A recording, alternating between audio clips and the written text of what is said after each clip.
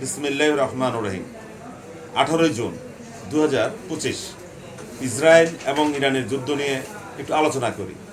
পুরো ভিডিওটা দেখতে হবে, স্কিপ করে চলে গেলে হবে না। কি কথাটা বলতেছি, ইরান এবং ইসরায়েলের মধ্যে এখন যে চলমান যুদ্ধ শুরু হয়ে গেছে আনুষ্ঠানিকভাবে, এই যুদ্ধে যে জিতবে সে টোটাল মধ্যপ্রাচ্য অর্থাৎ আরব বিশ্ব বলতে যেটাকে আমরা বুঝি, সে এটাকে নিয়ন্ত্রণ করবে।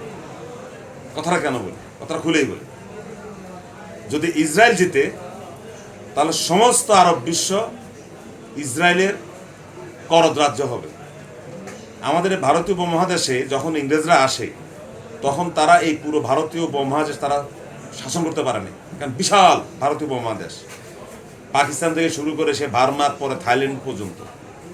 তখন ইংরেজরা এই ভারতীয় উপমহাদেশের একটা বিশাল অংশ তারা নিজেরা শাসন করতেন, আর বাকি যে অংশটা ছিল সেখানে তাদের মনোনীত বা তাদের আজ্ঞাবহ এক ধরনের পুতুল সরকার ছিল, যাদেরকে আমরা বলি করদ রাজ্যের রাজা মহারাজা। আমরা যারা আছি আমরা তো এদের নাম শুনলে একদম মানে গদগদ করি, যেমন ত্রিপুরার মহারাজা, কোচবিহারের মহারাজা, জুনাগড়ের মহারাজা, এরকম অনেক তাদের পদবি ছিল, নবাব, মহারাজা।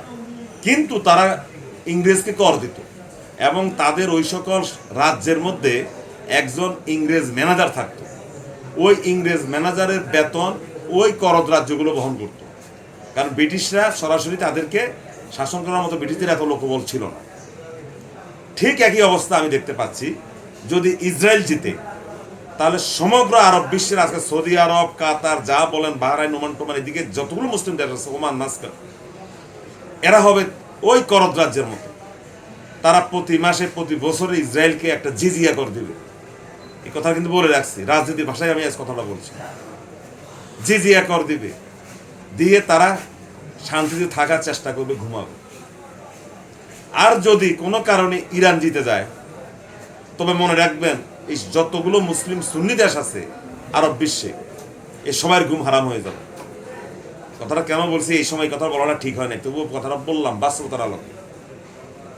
সমস্ত মুসলিম দেশের উপরে মাতবারি করবে ইরান, তখন এরা আবার ইরানকে কর দিতে হবে। অর্থাৎ ইরান এবং ইসরায়েলের যুদ্ধটা এমন পর্যায়ে গেছে, যে জিতবে সেই পুরো আরব উপদ্বীপ, আরব অঞ্চল, হ্যাঁ, এই পুরোটাই শাসন করবে। কোনো কারণে যদি ইরান জিতে যায়, এর পরবর্তীকালে দেখবেন আবার এই ইহুদিদেরকে আনবে, এই আমেরিকাকে আবার আনবে। কারা আনবে? ওই মুসলিম সুন্নি দেশগুলো। কারণ ইরান তখন ডমিনেট করার চেষ্টা করবে সমস্ত আরব বিশ্ব, এবং যেখানে যেখানে সুন্নি আছে অর্ধেক অর্ধেক, তার সেখানে তো ভয়াবহ অবস্থা হয়ে যাবে। সেখানে সুন্নিদেরকে রাখবে নামে মাত্র কয়েকজনকে, সুন্নি গভর্নমেন্ট তার ফর্ম করতে দিবে না। আর যেখানে সুন্নি বেশি আছে সেখানে ইরান তার শিয়া মতবাদ সরাসরি না হোক, তার যে আধিপত্য যেটা এখন ইসরায়েল দেখাচ্ছে, সেখানে সে এই আধিপত্য দেখানোর চেষ্টা করে। একটা পর্যায়ে আবার দেখা যাবে যে এই আরব বিশ্ব, এই ইহুদি, এই খ্রিস্টান, এই ইসরায়েল এবং আমেরিকাকে আবার ডেকে আনবে। ইতিহাস কিন্তু এইভাবেই হয়। তো যাই হোক, যদি ইরানের সাথে এই মুহূর্তে অন্তত তুর্কিরাও যদি যোগ দেয়, ইরাকিরাও যদি অন্তত মিলেমিশে যদি ইসরায়েলের বিরুদ্ধে যুদ্ধ করে, তাহলে সেই ঝুঁকিটা ইরানের পক্ষ থেকে আর থাকবে না। আমি যে কথাটা বললাম এটা হলো একটা রাজনীতির হিসাব নিকাশ। এখানে আমি কোনো যুদ্ধের অভিজ্ঞ না, আমি কোনো মিলিটারি অফিসার না, আমি যুদ্ধ বিশেষজ্ঞ না, আমি শুধু বলছি রাজনীতির হিসাব নিকাশটা বলছি। সবাই ভালো থাকবেন, ধন্যবাদ সবাইকে।